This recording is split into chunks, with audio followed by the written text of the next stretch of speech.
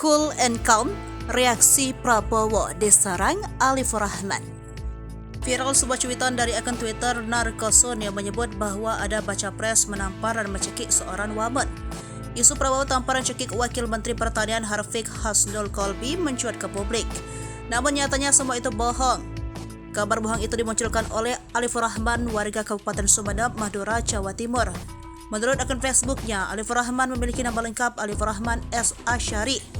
Selain Facebook, ia juga memiliki akun Instagram Alifur Rahman yang per Senin 18 September 2023 tercatat mempunyai lebih dari 4.800 pengikut. Berdasarkan penelusuran Tribunnews.com, Alifur Rahman dikenal sebagai pemilik media online Seaword. Seaword diketahui juga memiliki kanal YouTube bernama Seaword TV. Lantas bagaimana reaksi Prabowo Subianto yang pernah berdinas di Korps Baret Merah?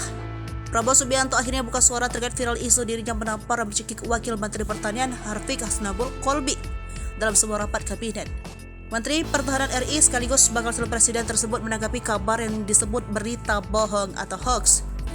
Prabowo menjawab hal tersebut saat mendampingi Presiden Joko Widodo meninjau PT Pindad di Badung. Ia mengatakan bahwa dirinya bahkan belum pernah bertemu dengan wamen tersebut. Prabowo menjelaskan selama ini dirinya hanya kerap bertemu dengan Menteri Pertanian Syahrul Yassin Limpo. Saat ditanya apakah akan melapor pembuat hoax dirinya menampar Wamentan, Prabowo mengaku saat ini kasus ini masih dipelajari, namun sejatinya dia ingin damai-damai saja.